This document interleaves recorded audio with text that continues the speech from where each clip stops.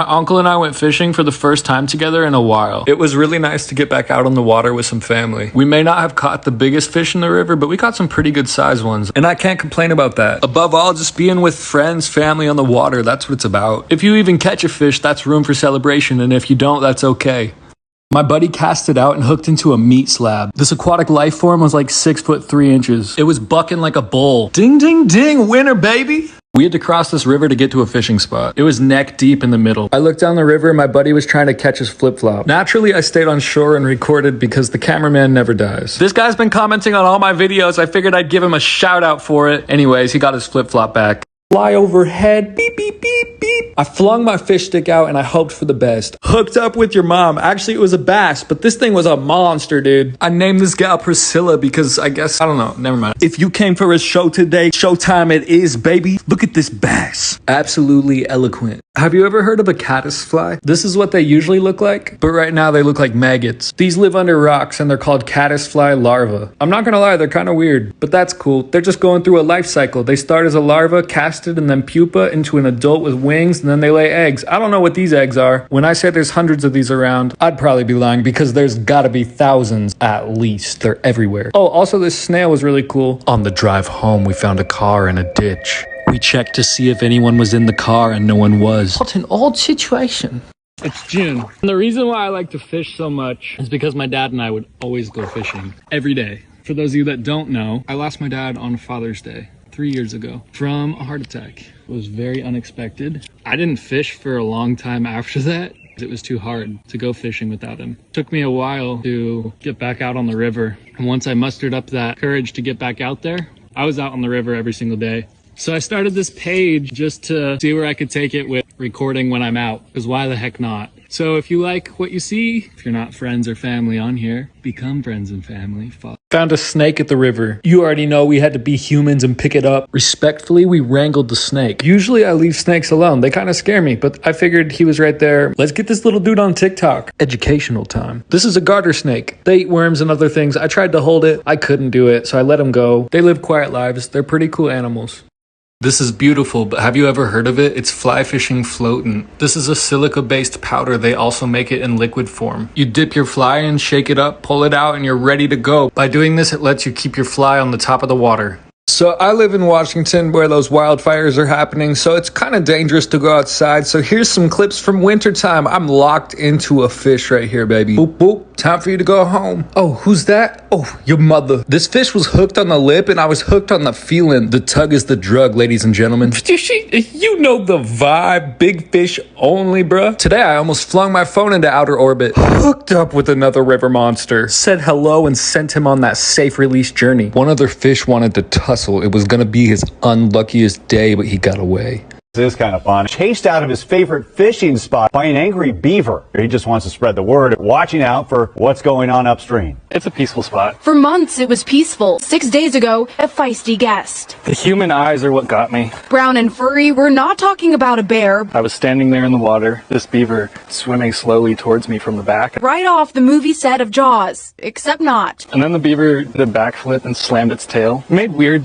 chirping and growling noises. Figuring it was an isolated incident, he came back. It happened again the next day. For 6 days, Lindsay and the beaver have had daily encounters. Despite the comical nature, I do worry about my ankles.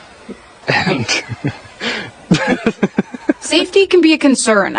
Today I restored an old fishing reel. This was 10 out of 10 a hand-me-down, but I wanted to get it working again. I started by taking this thing the absolute heck apart as quickly as possible. It was so dirty I had to put it in the ultrasonic to get that crust out of there. Working with the cleaner unit, we can now assess the damage from the years past. To be honest, there's not that much. For anyone wondering why I have so many tools, it's because they're hand-me-downs. My dad was a camera repairman and then I did camera repair for a solid part of my life. Anyways, here I'm scrubbing and cleaning and scrub-a-dub-dubbing, making sure to get rid of the old grease and put some new grease on, wipe it off, and repeat. This reel is from the 1980s and my dad used it in college. He's no longer around, so now it's my turn to use it, and I'm stoked, bro. In all seriousness, rest in peace, best friend.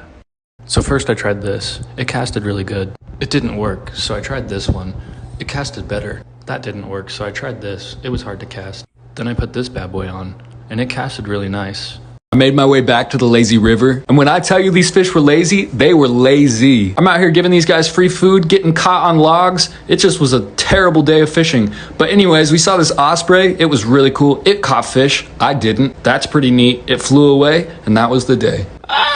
Used my little leg toothpicks to run across this hill. Then I got to work flicking my fish stick. I knew there'd be fish in these trenches. North Carolina backflip release. I wiggled my rod some more and something bit. This fish was jumping out of the water like an airplane. I poop scooped him to safety and said hello. I have no idea what type of fish this is, but he looks tasty, so I ate him. Psych, I gave him that backflip, baby. Let's go over tackle. This is my arsenal. I got a few of these, a few of them. Some go bada, some go bing. Bada bing, bada boom, baby. This right here, that's the sauce. That's what you want. If you ain't dipping in the sauce, pull one of these bad boys out. It'll do just fine. This is a weapon of mass destruction. 10 out of 10, can't complain. There's so much stuff to try out here. I never thought I would have any success with fishing videos if you've been watching from the beginning or if you're new. We just hit 10K on TikTok. Woo! Love y'all. TikTok shop gave me a coupon to use on a free item. I saw this hat and I was like, that is sick. I would definitely use that. Here it is. It finally came in the mail and it is decadent. Exceeds my expectations. I am 10 out of 10 using this all the time at the river, keeping myself protected.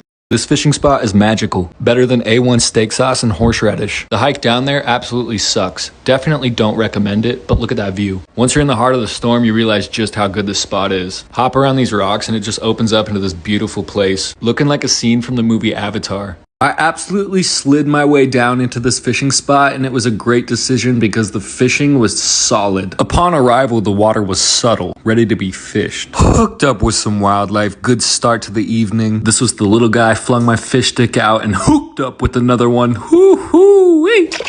Welcome to the most beautiful creek in America. Fishing it up at 7 in the morning, rolling up well fed with McDonald's from the highway. Dipped my fly in and buddy got to work and caught a fish, my guys. Bro was causing impeccable damage. Poop scooped this guy out of the water. Check out that colorway, my guys. Like a good t-shirt. This guy swam away like a torpedo. We got his friend. His friend was fine. We unhooked him, caught a frog. That was kind of cool. Found a dead fish. Also found a dead squirrel. Can't show it. Wiggled my fish stick. Didn't catch a thing. So I walked behind my buddy to the next spot. Actually, everyone joined, but we made it. I wanted to see how many reels it took to fully wrap my spool with new line. 142, 144, 145, 200, 397, 398, 497, 677, 678, 702, 703, 809, 840, 842, 890, 891, 911, 912, 932, 999, 1,000, 16, 1,170, 133, 1,134, 1,158, 65, 1,243, 1,244, 1,307. We made it. Boom. Now it's 8:30 a.m. What are we gonna catch? Where's the fish? There they are. This was a slick little torpedo. He wiggled his way down our log, but we got him back in the water. Beat my fish stick off all over the rocks and everything. Got caught up on my legs. It was terrible. I erupted from the river. Admired my fish stick for what it was. Kept walking and Vlad hooked into a fish. It was humongous. Sheesh. This guy was bigger than a Subway footlong, bruh. 173 sushi rolls in size. This fish was on his way to certain death. I'm kidding, it was safety. You can't keep these fish. These are protected animals that for some reason we can catch with hooks and release them like this. It's majestic, it's magical. We jump to get our lures because they're expensive. Look at how clear the water is. Look at this massive fish, absolutely abducted. You might be saying, what kind of fish is that, bruh? This is the hand pan man, my guys. You gotta know him. 10 out of 10, hung out for a bit, talked about life. Amazing experience. Yeah. Look at how clear the water is. It's runoff from the mountains. This water's colder than the ice cream stuck to your grandma's freezer from a couple Christmases back. Maybe not that cold, but it is chilly to have your little leg toothpick standing in this river for about 3 hours. Aside from the conditions of the habitat, this is amazing fishing. We had a couple snack breaks and talked about life. Little snack breaks like this are important. You can't keep the fish, so you gotta eat something. Re-energized with a high calorie intake, I was back out on the water flicking my fish stick. I wasn't catching much, so I used all that energy from the food to climb out of this freaking river. It was cold. Climbed through this grass like a scene from Jumanji and made it to the road. And that means one step closer to home, baby. I should mention we all forgot our allergy medication and we are very allergic to grass. On the way back, we bonded as men and talked about life. Once we made it back to the car, we looked and my hook was broken for the second half of the day. We're just gonna go with that being the reason I didn't catch a fish. Then I did some more calorie consumption.